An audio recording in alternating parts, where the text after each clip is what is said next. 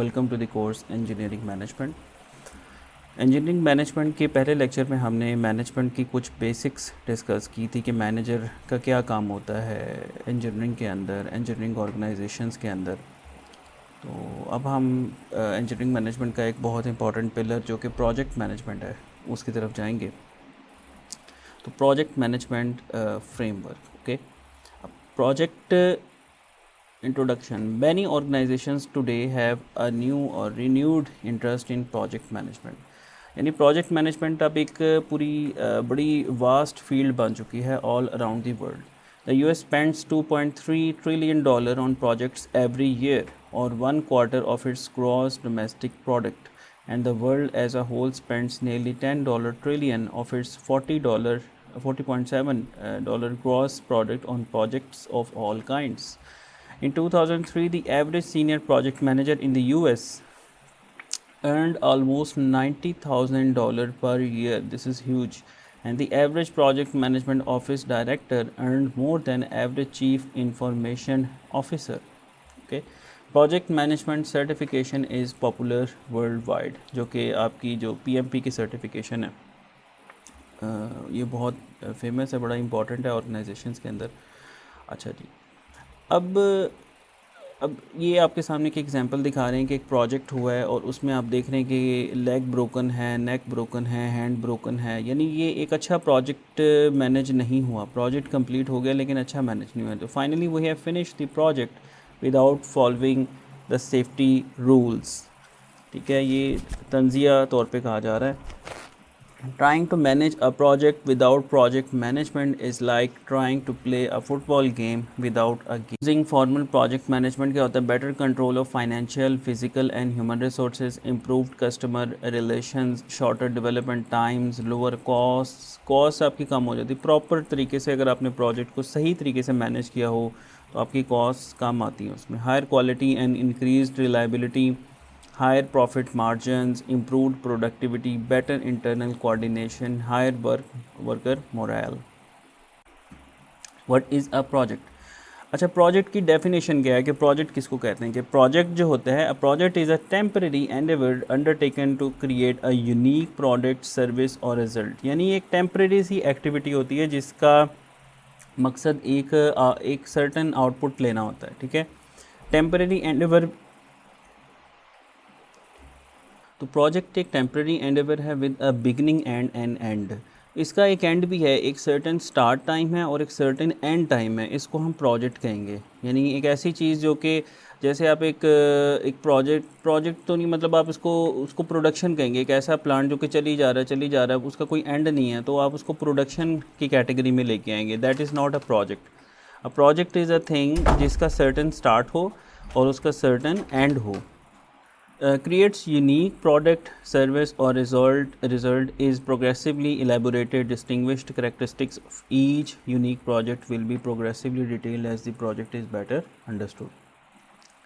अच्छा जी, प्रोजेक्ट के एट्रीब्यूट्स क्या होती हैं, इसकी खसूसियात क्या होती हैं? It has a unique purpose, it is temporary. ये इंपॉर्टेंट है, टेम्प्रेरी होता है ये. It is developed using progressive elaboration, requires resources often from various areas, should have a primary customer और sponsor. The project sponsor usually provides the direction and funding for the project. यानी sponsor जी, आप जैसे आप कोई project शुरू करना चाहते हो उसके लिए आप स्पॉन्सर्स फाइंड करते हैं, यानी जो उसको फंड करें और उसको डायरेक्शन दें. और इसमें अनसर्टेनिटी भी होती है. It involves uncertainty. ओके, अब देखें प्रोजेक्ट और ऑपरेशंस, ये दो डिफरेंट चीज़ें होती हैं कि प्रोजेक्ट्स वर्सेस ऑपरेशनल वर्क. ये जो मैंने आपसे अभी बात की थी कि प्रोजेक्ट क्या होता है कि it to attain its objectives and terminate, create own character, organisation and goals, catalyst for change. ठीक है, यूनिक प्रोडक्ट और services, heterogeneous teams, start and date. That is important. Okay, operation में क्या होता है? To sustain the business. यानी एक plant आपने लगा लिया, उसको चलाना है. That is operation, that is not project. Okay, semi permanent charter, organisation and goals, maintains the status को, स्टैंडर्ड प्रोडक्ट और सर्विसेज, होमोजीनियस टीम्स और ऑन गोइंग थिंग है. That is important. Ongoing, it's an ongoing activity. Examples क्या होती है? जैसे project की examples आ जाएंगे: producing a newsletter, writing and publishing a book, implementing a LAN, hiring a salesman, arranging for a conference, opening for a new shop, producing the annual report. ये सारी projects हैं, इनका एक start date है और इनकी एक end date है और इनका एक यूनिक पर्पज़ है। जबकि राइट साइड पे देखें आप, responding the customer request, writing a letter to a prospect, hooking up a printer to a computer, meeting with an employee, attending a conference, opening the shop, writing a progress update memo. यानी ये सारी चीज़ें आपकी organisation से related हैं जो कि on going होती हैं, इनका कोई स्टार्ट और एंड डेट आप डिफाइन नहीं करते। अच्छा जी, प्रोजेक्ट्स एंड स्ट्रेटेजिक प्लानिंग। अच्छा, इसमें स्ट्रेटेजिक को थोड़ा समझे। स्ट्रेटेजिक मैनेजमेंट जिसके कहते हैं, स्ट्रेटेजिक मैनेजमेंट होती है आपकी लॉन्ग टर्म, जिसमें आपके ये विजन स्टेटमेंट आती है, आपकी मिशन स्टेटमेंट आती है, फिर उसे आप जो उसके गोल्स निकालते हैं, कॉर्पोरेट लेवल के गोल्स, फिर उसे आप फर्दर जो है वो टेक्निकल गोल्स और फर्दर उसके ऑपरेशनल गोल्स ग्राउंड लेवल तक। तो उस तरह की जो प्लानिंग होती है ना, इसको स्ट्रेटेजिक प्लानिंग कहते हैं। तो projects are means of organising activities that cannot be addressed within the organisation's normal operation limits.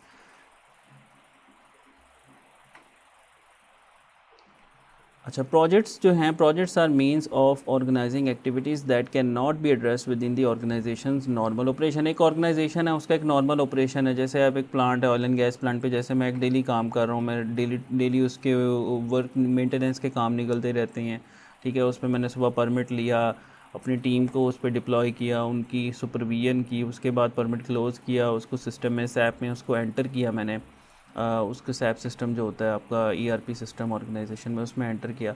अब मेरे पास इतना टाइम नहीं है कि मैं साथ प्रोजेक्ट भी लगवाऊं, ठीक है। जो मतलब प्रोजेक्ट्स के आप यूँ समझें कि टीम्स अलहदा होती हैं। एक नॉर्मल जो ऑपरेशन का, एक प्लांट का एक जो स्टाफ होगा, वो प्रोजेक्ट के स्टाफ से डिफरेंट होना चाहिए नॉर्मली।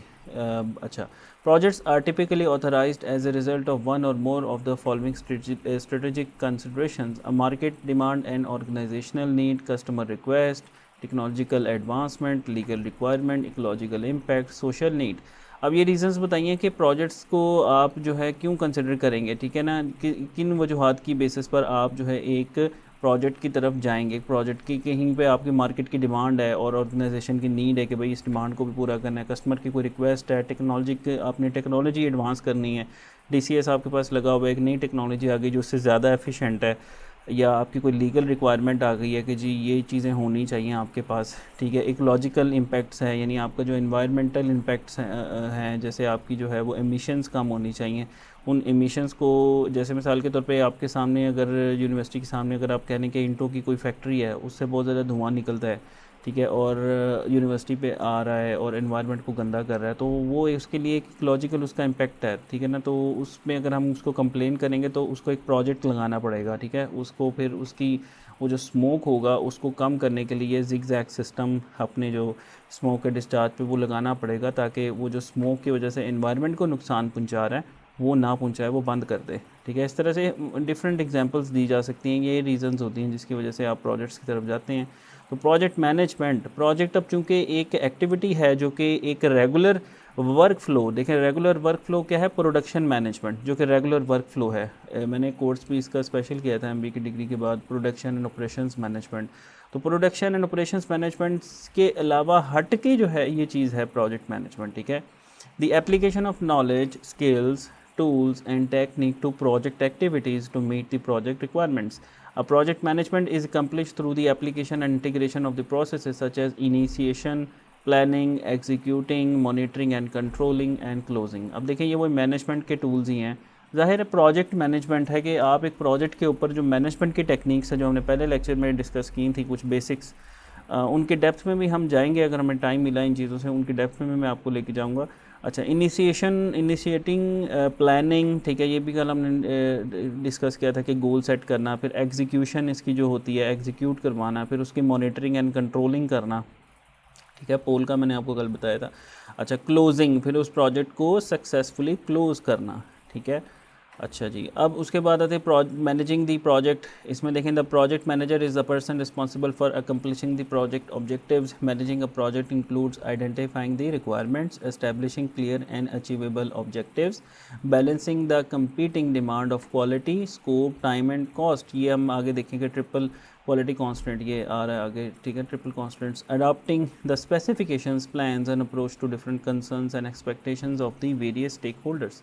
तो project managers strive to meet the triple constraints by balancing project scope, time and cost, goals. ये दिस इज़ इम्पॉर्टेंट कि ट्रिपल कॉन्स्ट्रेंट क्या होते हैं, ये अभी हम देखते हैं।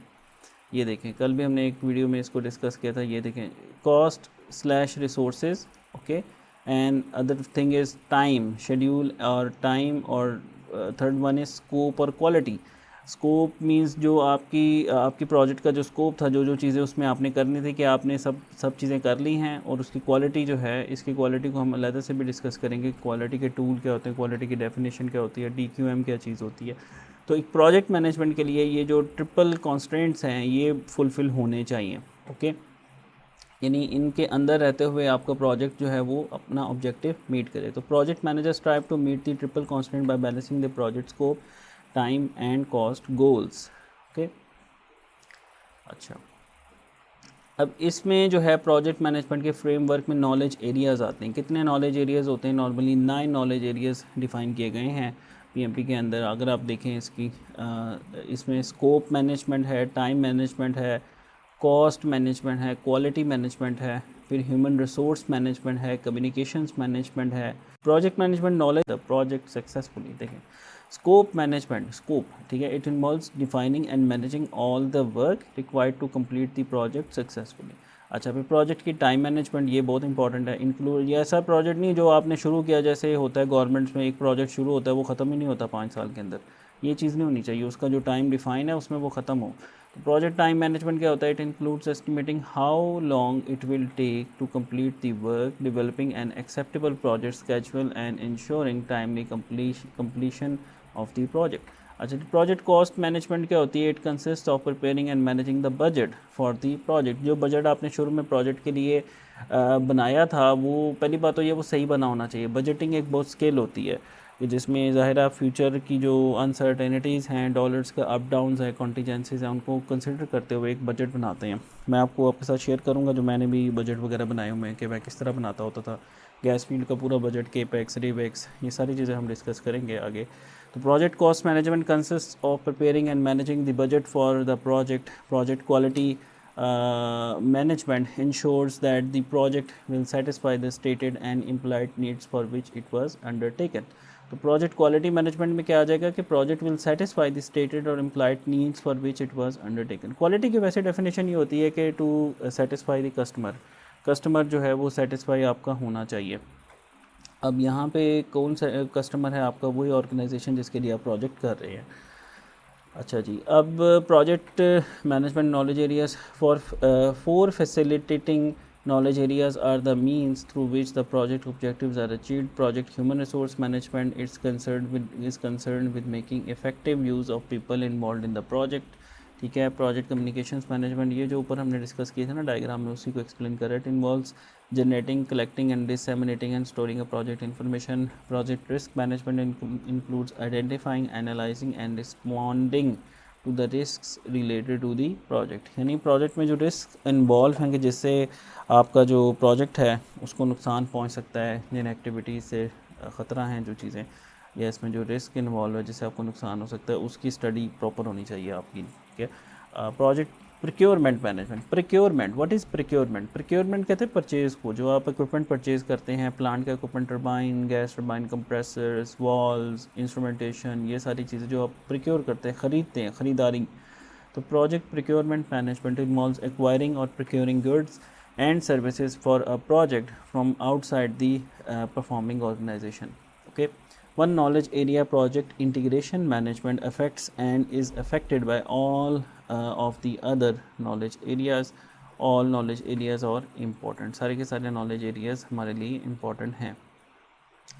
अच्छा जी, उसमें project management tools and techniques assist project managers and their teams in various aspects of project management. Know that a tool और technique is more just a software package. अब ये टूल्स होते हैं, प्रोजेक्ट मैनेजर जो है वो ऐसे ही नहीं हवा में मैनेजमेंट कर रहा होता, वो उसके पास टूल्स होते हैं कि जिसको देख के, सॉफ्टवेयर को देख के वो चीज़ों को एनालाइज करके उस पर फैसले ले रहा होता है। तो स्पेसिफिक टूल्स क्या होते हैं? इसमें प्रोजेक्ट चार्ट्स होते हैं, स्कोप स्टेटमेंट्स होती हैं, WBS होता है, ठीक है। Project charts, scope statement, WBS, work breakdown structure इसको बोलते हैं, वर्क ब्रेक डाउन स्ट्रक्चर। यानी आपने एक काम को छोटे छोटे पीसेस में डिवाइड कर लिया, ओके। गैंट चार्ट्स होते हैं, नेटवर्क डायग्राम्स होती हैं, क्रिटिकल पाथ एनालिसिस होते हैं, ये भी आपको मैं करवाऊँगा। क्रिटिकल पाथ एनालिसिस क्या होता है कि जो लॉन्गेस्ट पाथ होता है आपके जो प्रोजेक्ट में, उसको हम कहते हैं क्रिटिकल पाथ, और एक से ज़्यादा भी हो सकते हैं, ये हम देखेंगे आगे। उसके बाद नेट प्रेजेंट वैल्यू क्या होती है, जिसके अंदर आप अपनी जो इस वक्त की कॉस्ट है आज की डेट में और जो फ्यूचर में नफ़ा होना है उसको आज की डेट में कन्वर्ट करते हैं, डिस्काउंट करते हैं, इसे कहते हैं डिस्काउंटेड कैश फ्लोज़। तो उनका सब्ट्रैक्ट करते हैं और फिर देखते हैं कि क्या आपके पास जो नेट प्रेजेंट वैल्यू है वो पॉजिटिव है या नेगेटिव है, तो वो पॉजिटिव होनी चाहिए। फिर कॉस्ट के एस्टिमेट्स हैं और अर्नड वैल्यू मैनेजमेंट ईवी, ये हम देखेंगे आगे इंशाल्लाह। अच्छा जी, सब प्रोजेक्ट्स क्या होते हैं कि एक प्रोजेक्ट को आप आगे छोटे छोटे प्रोजेक्ट्स में, जैसे एक सिस्टम में होता है ना, कंट्रोल सिस्टम में एक सिस्टम जो है उसको छोटे छोटे ब्लॉक्स में हम डिवाइड कर लेते हैं, कैस्केडेड सिस्टम बना लेते हैं, कैस्केडिंग जिसको कहते हैं, सब सिस्टम्स बना लेते हैं कि पहले सब सिस्टम है उसकी आउटपुट जो होती है दूसरे सब सिस्टम की इनपुट होती है, इसी तरीके से दूसरे सिस्टम की आउटपुट तीसरे सिस्टम सब सिस्टम की इनपुट होती है। तो इस तरह से आप एक प्रोजेक्ट को जो है वो पीसेस में डिवाइड भी कर सकते हैं मैनेज करने के लिए। आपका मकसद है उसको मैनेज करना अच्छे तरीके से। Projects are frequently divided into more manageable components और subprojects are often contracted to an external enterprise. यानी एक्सटर्नल कॉन्ट्रैक्ट करते हैं सब प्रोजेक्ट, यानी आप प्रोजेक्ट को डिवाइड कर लें और कुछ पीसेस को लहदा आप मुख्तलिफ कंपनियों को देते हैं। जैसे ये फ़लाना पार्ट है ये सीमेंस करेगा, फ़लाना पार्ट जी जो है आपका जनरल इलेक्ट्रिक करेगा, फ़लाना पार्ट जी आपका जो है वो श्नाइडर करेगा। इस तरह से आप उसको डिवाइड कर दें काम को, ठीक है। और to another functional unit in the performing organization, such projects can be refer to as projects and manage as such. Okay, project management office क्या होता है, ठीक है। A department that centralizes the management of projects, PMO, Project Management Office. A project management PMO usually takes one of the three roles: project support, जिसमें provide project management guidance to project managers in business units, उनको support provide करता है। फिर project management process slash methodology, ठीक है, develop and implement consistent and standardized processes. फिर उसके बाद ट्रेनिंग, कंडक्ट ट्रेनिंग प्रोग्राम्स और collect requirements for an outside company. अच्छा जी, difference between a project manager and a PMO। अच्छा, प्रोजेक्ट मैनेजर, अब देखें प्रोजेक्ट मैनेजर्स और PMO में फ़र्क क्या होता है। Project manager focuses on the specified project objectives, while the PMO manages major program scope changes which may be seen as potential opportunities to better achieve business objectives. अच्छा, the project manager controls the assigned project resources to best meet the project objective, while the PMO optimizes the use of shared organizational resources across all the projects. यानी आपने ये देखा कि project manager जो है वो किसी एक प्रोजेक्ट को देख रहा होगा, जबकि जो PMO होता है वो सारे प्रोजेक्ट्स को देख रहा होता है, यानी वो ओवरऑल जो है वो आपकी जो ऑर्गेनाइजेशन के रिसोर्सेज हैं उनको मैनेज कर रहा होता है।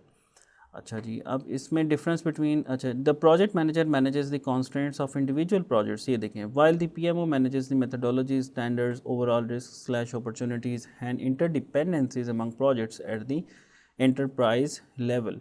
यानी वो बड़े लेवल पे देख रहा होगा, आपका जो PMO ऑफिस है वो सारे प्रोजेक्ट्स को देख रहा होगा कि आपस में कोऑर्डिनेशन देख रहा होगा, और जो उसमें इक्विपमेंट या उसमें जो रिसोर्सेज यूज़ होने, मैन पावर या दीगर रिसोर्सेज बजट वगैरह, उनको मैनेज कर रहा होगा।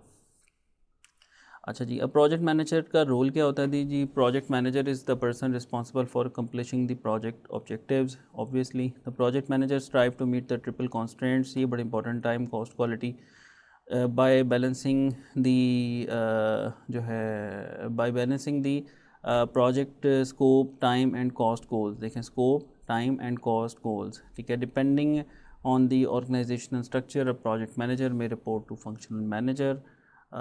ये ऑर्गेनाइजेशन स्ट्रक्चर पर डिपेंड करता है कि किस तरह की बनाई है, कि प्रोजेक्ट मैनेजर फिर आपका जो फंक्शनल मैनेजर होगा, डिपार्टमेंट का जो रनिंग प्लांट का जो मैनेजर होगा उसको वो रिपोर्ट कर रहा होगा, क्योंकि प्रोजेक्ट मैनेजर तो एक प्रोजेक्ट के लिए आया है ना, फंक्शनल मैनेजर तो रहेगा अपनी जगह पे।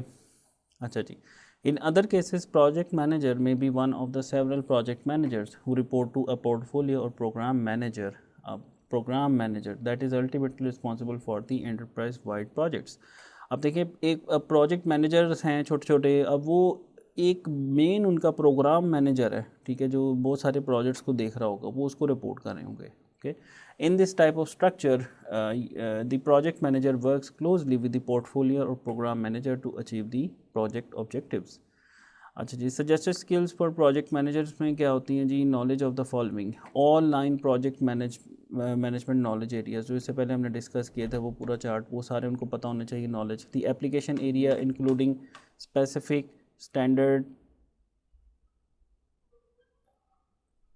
अच्छा, the all 9 project management knowledge areas, the application area including specific standards and regulations, the project environment, the general management and human relations। ये human relations का जो है ना, ये जो HR में करते हैं MBA, उनको ये अलग से सब्जेक्ट पढ़ाया जाता है ह्यूमन रिलेशंस। कि आपने ह्यूमन, ज़ाहिर है रोबोट से तो आप काम नहीं ले रहे, आप इंसानों से काम ले रहे हैं। इंसानों के अंदर फिर जज्बात होते हैं, इमोशंस होते हैं, कुछ में ज़्यादा होते हैं, कुछ में कम होते हैं।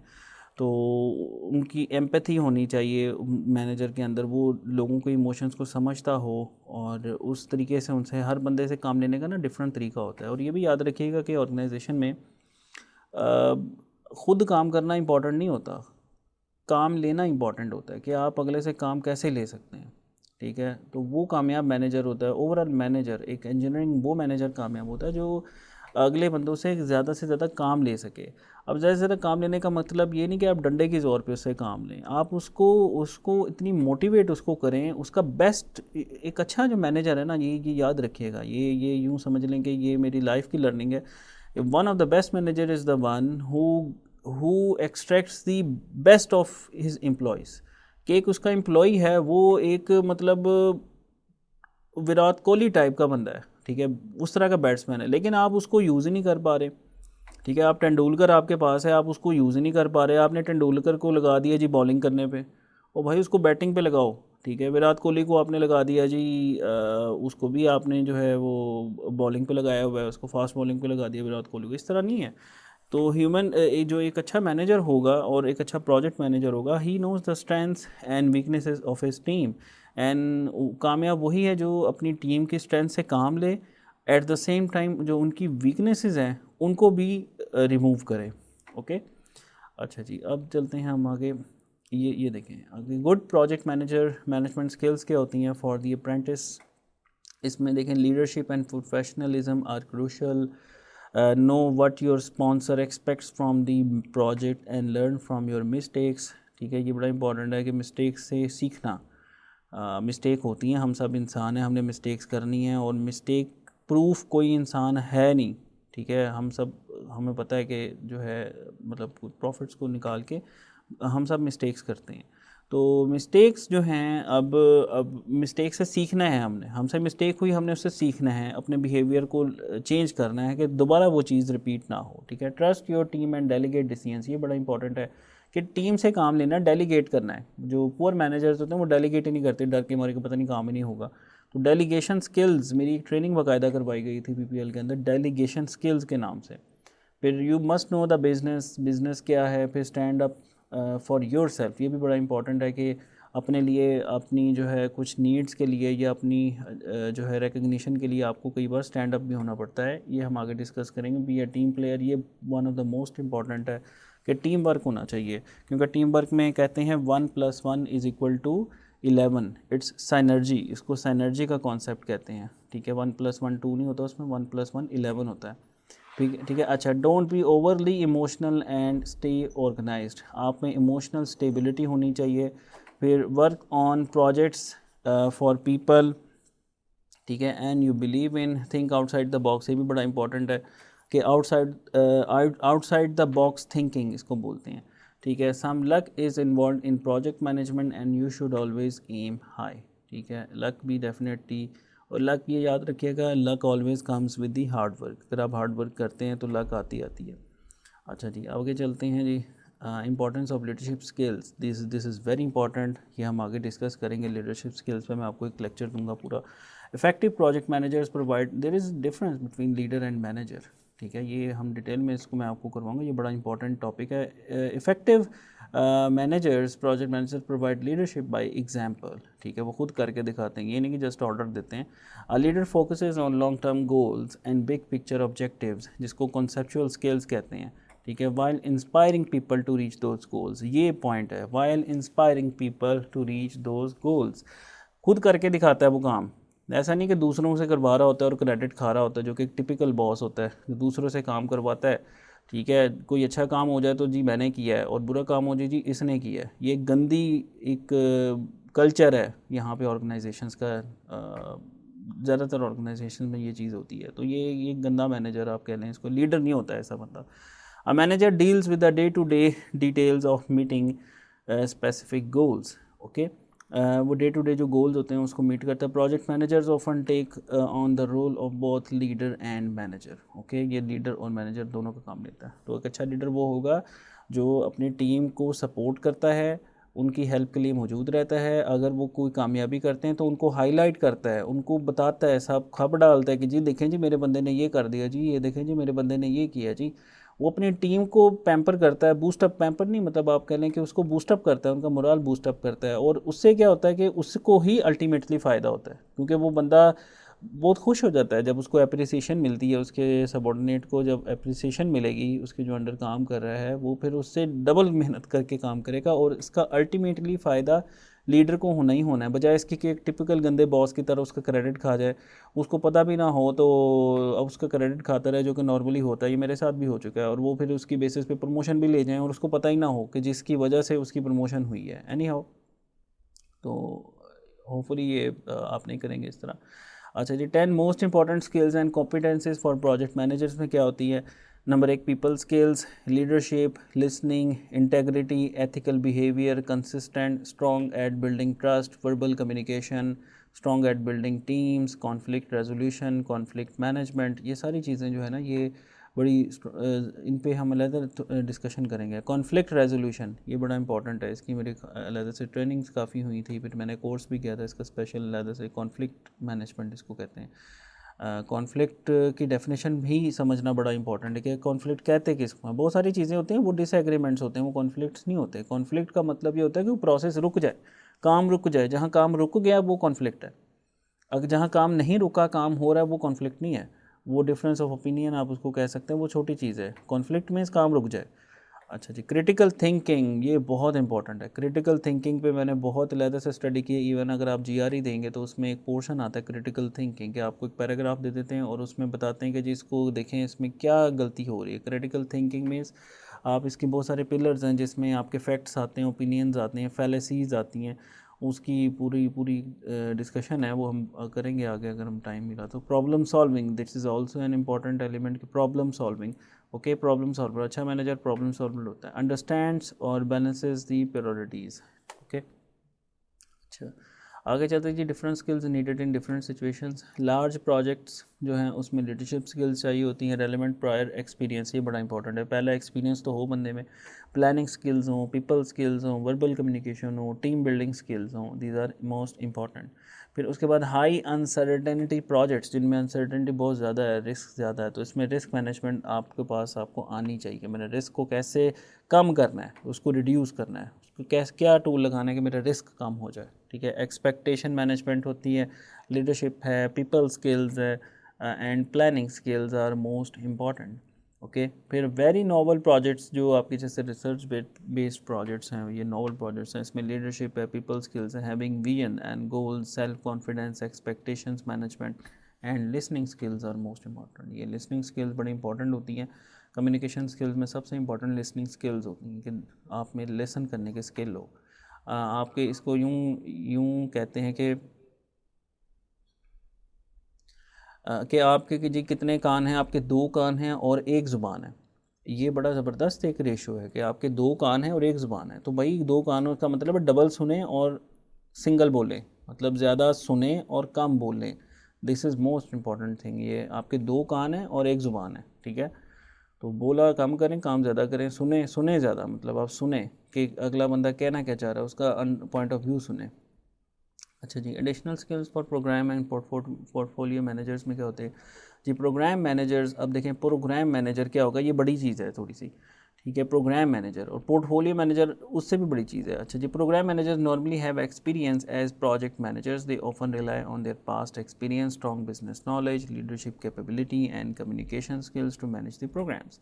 अब पोर्टफोलियो मैनेजर्स क्या होते हैं? अब पोर्टफोलियो को ज़रा यूँ समझें कि पोर्टफोलियो क्या चीज़ होती है। जैसे एंग्रो है, एंग्रो की पोर्टफोलियो क्या है जी? एंग्रो यूरिया है, फिर एंग्रो जो है उसमें एंग्रो फर्टिलाइज़र है, फिर उसके बाद एंग्रो जो है वो डेयरी है, एंग्रो कि जो है वो ये जो मिल्क आता है वो है, फिर ये सारे पोर्टफोलियोज़ होते हैं, यानी एक बड़ी ऑर्गेनाइजेशन के जो मुख्तलिफ ब्रांचेज़ होती हैं आप उसको पोर्टफोलियो कह सकते हैं। तो portfolio managers must have strong financial and analytical skills and understand how the projects and programmes can contribute to meeting strategic goals. देखें आज स्ट्रेटेजिक गोल्स की बात कर रहे हैं, यानी लॉन्ग टर्म जो कॉर्पोरेट गोल्स हैं, बड़े गोल्स हैं, उनकी बात कर रहे हैं। अच्छा जी, एथिक्स, ये बड़ी इंपॉर्टेंट चीज़ है। एथिक्स देखें, एथिक्स बहुत ही, एथिक्स ही का तो असल क्राइसिस है इंडस्ट्री में। अगर आप देखें हमारे, तो असल मसला ही पॉलिटिक्स में भी अगर आप देख लें तो मसला ही सारा एथिक्स का है। एथिक्स ठीक होने चाहिए आपके। You must know what is right and what is wrong and you must do what is right and you must not do what is wrong. ठीक है, ethics is an important part of all professions. Project managers often face ethical dilemmas, ये देखें लिखा भी हुआ है। इन order to earn, ये PMP का स्टैंडर्ड स्टफ है जिससे मैं आपको पढ़ा रहा हूँ, उसमें ये चीज़ें देखें लिखी हुई हैं। In order to earn PMP certification applicants must agree to the PMP code of professional conduct. Several questions on the PMP exam are related to professional responsibility including ethics। आपको ethics पूछेंगे भाई क्या क्या आपको ये काम करने चाहिए या नहीं करने चाहिए। प्रॉफिट आपको हो रहा होगा लेकिन एथिकली वो चीज़ गलत है, यानी एथिकली एक चीज़ गलत है लेकिन आपको प्रॉफिट हो रहा है, तो आपने फिर वहाँ पे फैसला करना है कि मैंने क्या करना है, आपने एथिक्स को फॉलो करना है। और उसमें हो सकता है आपको नुकसान भी हो, तो नुकसान जो है वो आप बर्दाश्त कर लें वक्ती, लेकिन एथिक्स जो है, जो राइट थिंग है, you must do that. Okay, अच्छा जी, enterprise environmental factors. Enterprise environmental factor में क्या होता है कि जो आपके इन्वायरमेंट की चीज़ें हैं, यानी ऑर्गेनाइजेशन से जो बाहर हैं, इट रेफर, अब इसमें बाहर नहीं कहना चाहिए, वो एक्सटर्नल इन्वायरमेंट होगा, एक इंटरनल इन्वायरमेंट भी होता है। ठीक है, to both internal and external environmental factors that surround और influence the project success. These factors may constant और enhance the project management options, जिसमें क्या क्या चीज़ें आती हैं इसमें, ऑर्गेनाइजेशनल और कंपनी कल्चर एंड स्ट्रक्चर। ये बड़ा इंपॉर्टेंट है कि कंपनी का ना, देखें हर ऑर्गेनाइजेशन का एक कल्चर होता है जिसको हम कॉर्पोरेट कल्चर कहते हैं। कॉर्पोरेट कल्चर तो वैसे एक सॉर्ट ऑफ बैड थिंग है, मतलब एक कल्चर ऑफ, आप कहेंगे कि जी कल्चर ऑफ द ऑर्गेनाइजेशन जो है क्या है, कल्चर जो है किस तरह से, कल्चर का मतलब आप उसको, how we do work here, मतलब फास्ट का कल्चर कैसा है, how we do work here, LUMS का कल्चर कैसा है, नस्ट का कल्चर कैसा है, यूईटी का कल्चर कैसा है।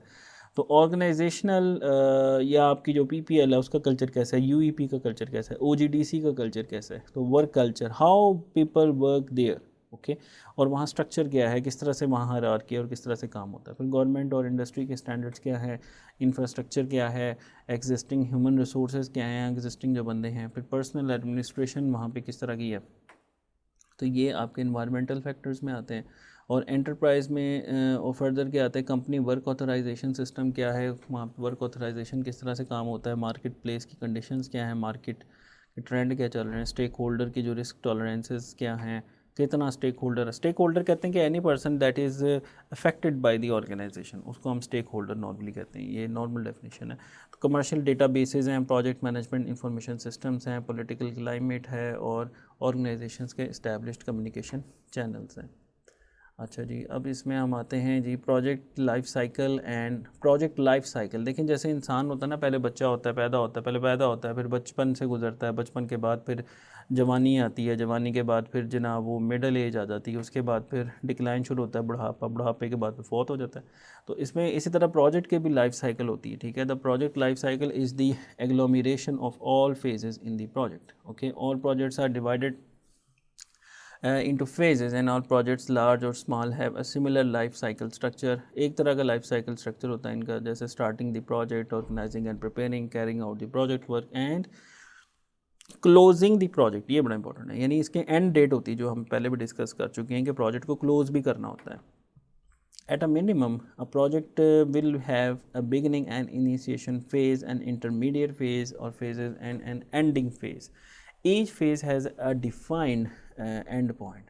अब जिसमें कंस्ट्रक्शन में देखें, फिजिबिलिटी स्टडी पहले होगी, जैसे डैम बनाना है आपने, फिजिबिलिटी स्टडी होगी, प्लानिंग होगी, डिज़ाइन होगा, प्रोडक्शन होगी, टर्न ओवर होगा, स्टार्टअप होगा। ठीक है, उसमें और फिर आईटी में क्या प्रोजेक्ट होगा, रिक्वायरमेंट है, डिज़ाइन है, प्रोग्राम है, टेस्ट है, और उसको इम्प्लीमेंट करना। यानी यहाँ तक ये प्रोजेक्ट ख़त्म हो जाएंगे आपके, यहाँ पे स्टार्टअप ही ख़त्म होंगे, आगे आगे इसका ऑपरेशन शुरू हो जाएगा। और इधर इसी तरीके से आईटी के केस में भी।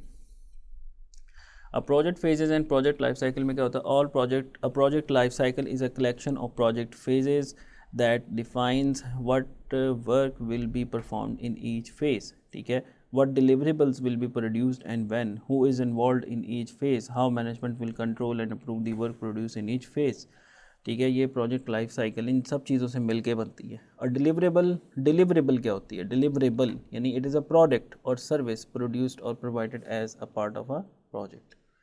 अच्छा जी, अब ये देखें ये ग्राफ ज़रा, इसमें एक इनिशियल फेज़ है, इनपुट्स क्या हैं, आप इसकी आइडिया है जिसको इनिशियल फेज़ में प्रोजेक्ट मैनेजमेंट टीम है, फिर उसकी इंटरमीडिएट फेज़ आती है और फिर फाइनल फेज़ आता है उसका। अब प्रोजेक्ट मैनेजमेंट के आउटपुट्स क्या होंगे, इनिशियल फेज़ में चार्टर बनता है उसका, फिर स्कोप स्टेटमेंट बनती है कि जी करना क्या है, फिर प्लान बनता है कैसे करना है उसको प्लान करेंगे हम, बेस लाइन बनती है यानी उसका टाइम डिफाइन होता है, फिर प्रोग्रेस उसकी चलती है, जी काम शुरू हो जाता है, उसकी प्रोग्रेस उसकी मॉनिटरिंग शुरू हो जाती है और एक्सेप्टेंस है, और फिर फाइनली उसकी अप्रूवल है, और फिर हैंड ओवर कर दिया जाता है मेंटेनेंस की टीम को, चलो जी ये लो पकड़ो, ये प्रोजेक्ट कंप्लीट हो गया, ठीक है। तो ये एंड पे आपका जो प्रोडक्ट बनता है यानी प्रोजेक्ट का जो डिलीवरेबल क्या होगा, प्रोजेक्ट के इख्तिताम पे वो एक प्रोडक्ट के फॉर्म में आपके सामने आ जाएगा प्रोडक्ट, ओके। अब मोर ऑन प्रोजेक्ट फेजेस में हम देखते हैं क्या होता है, in early phases of a project life cycle इसमें resource needs are usually lowest, यानी जब प्रोजेक्ट स्टार्ट होता है ना तो रिसोर्सेज कम चाहिए होते हैं। फिर लेवल ऑफ जो अनसर्टेनिटी है, रिस्क, वो हाईएस्ट होता है स्टार्ट के अंदर, ठीक है। Project stakeholders have the greatest opportunity to influence the project, जो स्टेक होल्डर्स होते हैं जो उससे इफेक्ट हो रहे होते हैं, जिसमें आपके फंडर्स वगैरह होते हैं, तो वो इसको इन्फ्लुएंस कर सकते हैं, नहीं जिसको यूँ कर दें, जिसको ऐसे कर दें, इसको वैसे कर दें। अच्छा जी, in the middle phases of a project life cycle, middle में जब आप पहुँचते हैं तो certainty of completing a project, certainty बढ़ जाती है, अनसर्टेनिटी कम हो जाती है, क्योंकि शुरू में कुछ भी नहीं पता होता कि बस मतलब अनसर्टेनिटी बहुत ज़्यादा होती है, लेकिन मिड फेज़ में कम हो जाती है और रिसोर्सेज भी आपको ज़्यादा चाहिए होते हैं। और फाइनल फेज़ में क्या होता है प्रोजेक्ट लाइफ साइकिल में, ensuring that the project requirements were met, कि प्रोजेक्ट रिक्वायरमेंट्स होती हैं जो आपको मैंने आपको बताया, टाइम कॉन्स्टेंट और उसकी जो टाइम है कॉन्स्टेंट या स्कोप है या उसकी क्वालिटी है वो मीट करनी चाहिए। Ensuring the project requirements were met, the sponsor approves the completion of the project, okay, जिसने फंडिंग दी थी। अब typical project cost and staffing level across a project life cycle, इसमें हम कॉस्ट एंड स्टाफिंग लेवल जो resources की उसमें ज़रूरत है, इनिशियल फेज़ में कम है, इंटरमीडिएट फेज़ में ज़्यादा है, और फिर फाइनल फेज़ में कम हो जाती है फर्दर। अब प्रोसेसेस फॉर अ प्रोजेक्ट में क्या होता है, recall the definition of project management, ठीक है। अब इसमें project management is complete through processes, it usually project management knowledge skills tools and techniques का पता होना चाहिए, फिर it receives inputs and generates the output, ठीक है। Select appropriate process with in the PM process group that are required to meet the project objectives, use a defined approach to adopt the project specifications and plans to meet the project and product requirements, comply with the stakeholder needs, wants and expectations।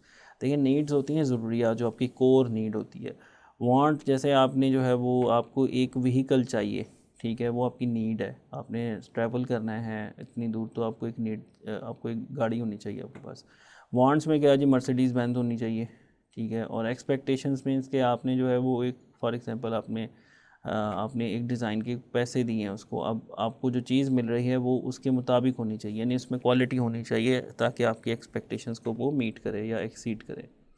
अच्छा जी, project management process में क्या होता है, ये बड़ा important, इसको PDCA cycle भी कहते हैं, plan do check and act, ये एक मैनेजमेंट टेक्निक है PDCA साइकिल, ठीक है। Based on plan do check and act cycle as defined by ये शिवार्ड आप कह लें इसको, शिवार्ड प्रोनाउंस कर रहा है, and modified by Deming, Shewhart and Deming. PDCA cycle, plan do check and act, okay. Plan means कि आप पहले प्लानिंग करें, डू मीन्स आप एक्ट करें, फिर चेक मीन्स आप चेक करें कि आपने जो किया वो ठीक किया है, और अगर उसमें कोई एरर है तो उसमें आप दोबारा से उस पर एक्शन लें। एक्ट यानी कंट्रोल सिस्टम टाइप की एक ये ब्लॉक डायग्राम, जस्ट एक it's just like a control system, feedback control system पे। The application of project management processes to a project is iterative and many processes are repeated and revised during the project, ठीक है। initiating start the cycle, plan executing do, monitoring and controlling check and act, and closing ends the cycle, okay। PDCA cycle इसको बोलते हैं, this is important। अच्छा जी, project management process groups क्या होते हैं, अब प्रोसेस ग्रुप में कहते हैं project life cycle describes what you need to do the work, the project management process describes what you need to do the manage the project. इसमें क्या होता है प्रोसेस, प्रोजेक्ट मैनेजमेंट के प्रोसेस क्या होंगे, initiating, planning, executing, monitoring and controlling and closing, वही सारे इसमें आ जाएंगे इसके प्रोसेस, जैसे इनिशिएटिंग प्रोसेस, फिर प्लानिंग प्रोसेस, फिर एग्जीक्यूटिंग प्रोसेस और फिर फाइनली क्लोजिंग प्रोसेस। ठीक है, और ये इसकी ओवरऑल अगर आप देखें तो इसमें मॉनिटरिंग एंड कंट्रोलिंग प्रोसेस इसको ओवरऑल इसको देख रहे हो। अच्छा जी, अब इसमें आता है सिंबल्स फॉर, ये फ्लो चार्ट आपने बनाए हुए हैं अपने FYPs के ऊपर भी, उसका क्वेस येलो में आपसे बनवाया जाएगा फाइनली प्रोजेक्ट जो आप कर रहे हैं उसको अब आपने इस जो आपको पढ़ा रहे हैं हम प्रोजेक्ट मैनेजमेंट इसमें इंजीनियरिंग मैनेजमेंट में, इसके मुताबिक अब आपने उसको अडॉप्ट करना है, इसको उसको मॉडिफाई करें। इसमें symbols for process flow diagrams, जो प्रोसेस फ्लो जो फ्लो चार्ट्स वगैरह होती हैं, ये प्रोसेस फ्लो डायग्राम्स होती हैं, उसके सिंबल्स होते हैं सर्टन, ठीक है, जिसमें फ्लो चार्ट लेजेंड्स है, diagrams throughout the guide show the basic steps and interactions, many additional interactions are possible, जैसे प्रोसेस ग्रुप है, प्रोसेस है और एक्सटर्नल टू दी प्रोसेस, ये एक चंद एक सिंबल्स हैं, आगे हम देखेंगे इसके ना एग्जांपल्स। तो यहाँ पे जस्ट आपको आइडिया दे रहा है, चूँकि फर्स्ट लेक्चर अभी हम आगे चलेंगे, आहिस्ता आहिस्ता डेप्थ में जाएंगे।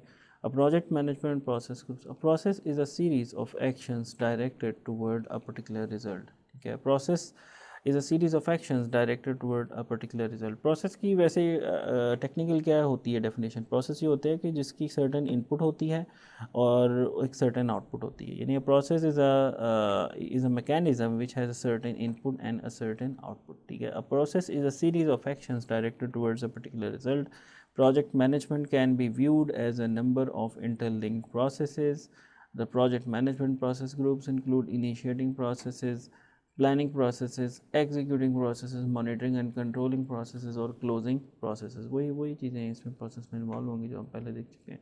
प्रोजेक्ट इनिशिएशन में क्या होगा, initiating a project includes recognising and starting a new project or project phase. Some organizations use a pre-initiation phase, while others include items such as developing a business case as part of initiation.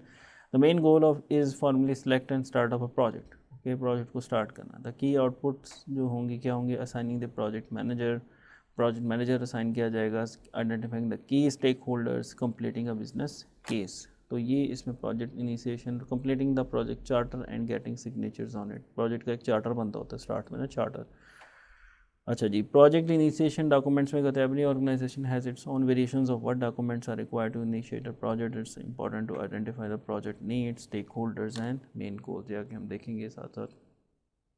चला, अच्छा जी, project planning में क्या होता है, the main purpose planning में क्या होगा जी, गोल सेट करना, goal setting. The main purpose of the project planning is to guide the execution. Every knowledge area includes planning information. तो की आउटपुट्स में क्या है, इसमें टीम कॉन्टैक्ट है, प्रोजेक्ट का स्कोप स्टेटमेंट है, स्कोप स्टेटमेंट में क्या क्या आपने अचीव करना है, work breakdown structure, WBS ये बड़ा इंपॉर्टेंट है, ये आगे हम देखेंगे इसके कुछ एग्जांपल्स। WBS क्या होते हैं, जैसे सैप सिस्टम में मैं जब काम करता था तो उसमें वर्क ब्रेक डाउन स्ट्रक्चर होते थे, WBS के एलिमेंट्स होते थे। अच्छा, एनी हो, project schedule in the form of a Gantt chart, जिसको मैंने आपको पहले बताया गैंट चार्ट होता है। ठीक है, ये आप MS प्रोजेक्ट से बनाने या प्राइमावेरा से बनाने, with all dependencies and resources entered, a list of prioritized risks, a part of risk register, risk management। ठीक है, अच्छा जी, प्रोजेक्ट एग्जीक्यूटिंग में क्या होगा कि usually takes the most time and resources to perform the project execute, जब project execute हो रहा होता है, ये बड़ा इंपॉर्टेंट है। और अच्छा प्रोजेक्ट वही होगा जिसकी प्लानिंग ठीक होगी, ताकि एग्जीक्यूशन में देखें, ये एक टर्म यूज़ होती थी कि 80% प्लानिंग है और 20% एग्जीक्यूशन, यानी आप अपना टाइम जो है 80% प्लानिंग पे लगाएं तो आपका एग्जीक्यूशन पे जस्ट 20% टाइम लगता है। और अगर आप प्लानिंग पे 20% लगाएंगे ना, मतलब प्लानिंग सही नहीं करेंगे, तो 80% उसके एग्जीक्यूशन में लग जाएगा, क्योंकि उसमें बहुत सारे फ्लॉज आ जाएंगे, आपने सही तरह से चीज़ों को देखा नहीं होगा, उसमें हर स्टेप पे आपको डिफ़िकल्टी फेस करनी पड़ेगी। तो प्लानिंग इज़ इंपॉर्टेंट।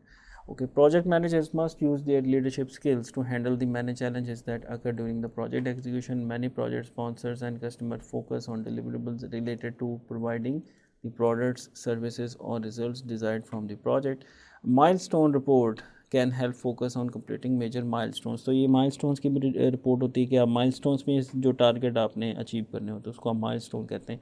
तो वो आप उसकी एक रिपोर्ट बना के रखते हैं कि भाई ये माइलस्टोन अचीव हो गया, ये अचीव हो गया, ये अचीव हो गया। अच्छा जी, प्रोजेक्ट इसमें involve making the progress towards project objectives, monitoring deviation from the plan and taking the corrective actions. ये जस्ट कंट्रोल फंक्शन है। Affects all other process groups and occurs during all phases of project lifecycle. Outputs include performance reports, requested changes or updated to various plans. अच्छा जी अब project की closing की तरफ आते हैं। इन्वॉल्व्स गेनिंग स्टेक होल्डर और customer acceptance of the final products and services. ठीक है, जिसके लिए आप काम कर रहे थे। Even if the projects are not completed they should be closed out to learn from the past. Okay, मतलब प्रोजेक्ट्स आपका कंप्लीट नहीं हुआ फॉर एग्जांपल ना, लेकिन उसको क्लोज आप कर दें। ठीक है, और नेक्स्ट टाइम ये गलती ना हो इस तरह की, आपसे सीखें। The outputs include project archives and lessons learned. ठीक है, include learn part of the organizational process assets. Most projects also include a final report and presentation to the senior management कि जी ये प्रोजेक्ट था। जब प्रोजेक्ट सारा हो गया, सब कुछ हो गया, उसके बाद एक रिपोर्ट दी जाती है उसकी, और उसकी एक प्रेजेंटेशन दी जाती है कि जी ये चीज़ हमने करनी थी, ये इसका स्टार्ट टाइम था, इसमें हमें ये मसले है, हमने इस तरह इनिशिएशन फेज़ में हम ये किया, फिर हमने जो सेंटर वाला मिडल फेज़ था उसमें ये किया, और ये फाइनल इसकी क्लोजिंग फेज़ है। और आपने जो TCS जो था आपका टाइम क्वालिटी और टाइम कॉस्ट और स्कोप के जो था आपका ट्रायंगल जो हमने पहले डिस्कस की थी, ट्रिपल क्वालिटी कांस्टेंट, उस पर कमेंट किया जाता है कि जी ये किस हद तक मीट हुई हैं। तो आज के लिए इतना ही। बाकी हम कंटेंट्स के साथ नेक्स्ट वीक इंशाल्लाह मिलेंगे। Thank you very much.